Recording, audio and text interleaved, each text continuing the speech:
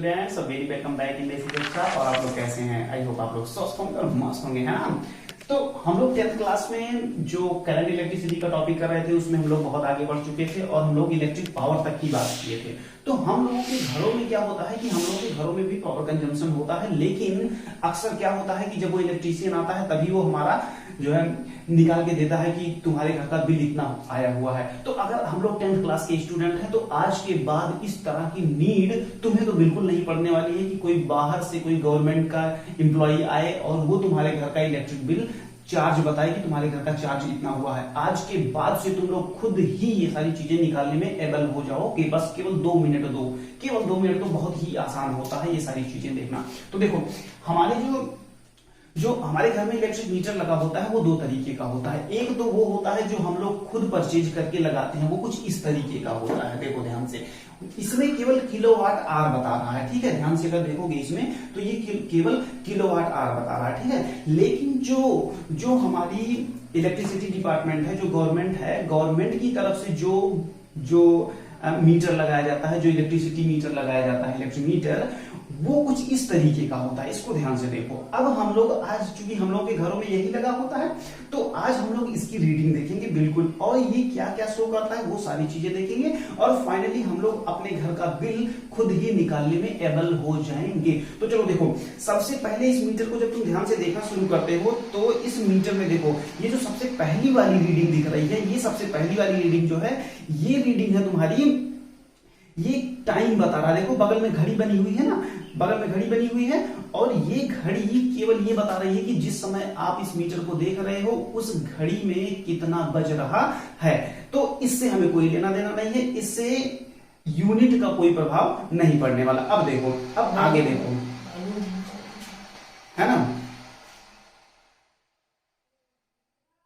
अब ये आगे देखो, आगे ये जो है, आगे जो रीडिंग दिखा रहा है, ये वाली रीडिंग जो है तुम्हारी, ये रीडिंग है डेट की, ठीक है। ये डेट की रीडिंग है और डेट की रीडिंग बस ये है कि जिस डेट को आप देख रहे हो मीटर वो डेट है। उसके बाद ये वाली जो रीडिंग है इससे हमें मतलब है क्या है, वो लिखा हुआ है किलोवाट आर। किलोवाट आर यही है तुम्हारी रीडिंग एक्चुअल। अब देखो इसमें क्या लिखा है, KWH लिखा है, नीचे लिखा है 5755 और साइड में लिखा है CUM लिखा हुआ ना। तो CUM का मतलब होता है कंजम्पशन, यानी कि कितना कंजम्पशन यानी कि कितना उपभोग आप लोगों ने किया है। तो अगर ये है, अगर इसमें देखो 57, इसमें कितना लिखा हुआ है, ध्यान से देखो, इसमें लिखा हुआ है 5755 लिखा हुआ है और ये क्या है, ये किलोवाट आर है। ये क्या है, ये किलोवाट आर।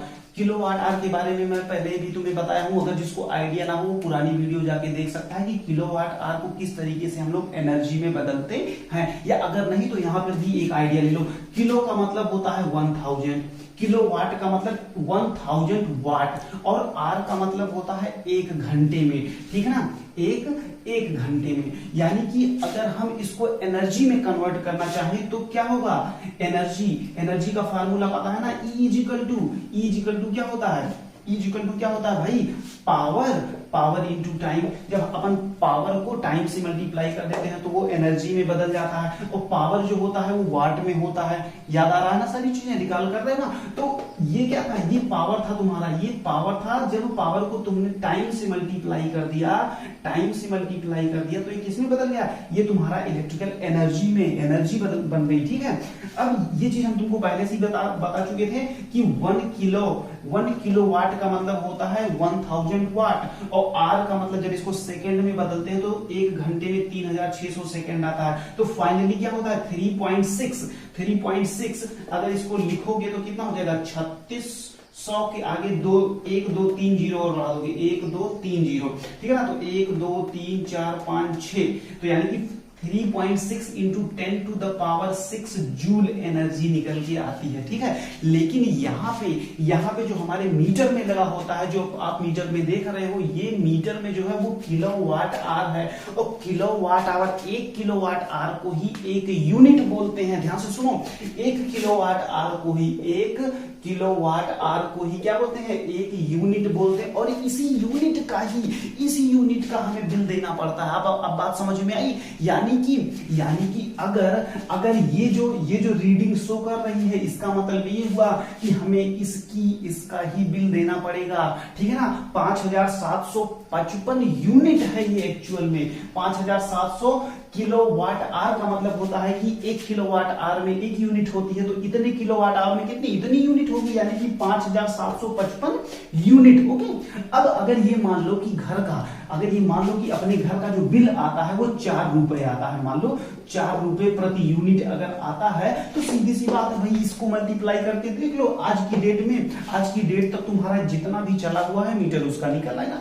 यानी कि आज के बाद कभी भी अगर हमें कभी भी निकालना हुआ क्या, बिजली का खर्चा अपने घर का, तो सीधी सी बात है अपन जाएंगे मीटर के पास, और इस तरीके की जो रीडिंग है जो किलोवाट आवर में लिखी हुई है, उसको सीधे से क्या करेंगे, प्रति यूनिट खर्चे से गुणा कर देंगे। जैसे अगर इसको क्या करो, इसको 4 से अगर गुणा कर दो, तो ये सीधे से रुपए में बदल जाएगा और बता देगा कि तुम्हारे घर का बिल आज की डेट तक कितना हुआ है। तो 4 पंचे 20, 4 पंचे 20, 2 22, 4 सते 28, 28 2 30, और 4 पंचे 20, 3 23, बोले तो कितना, 23,020 रुपए।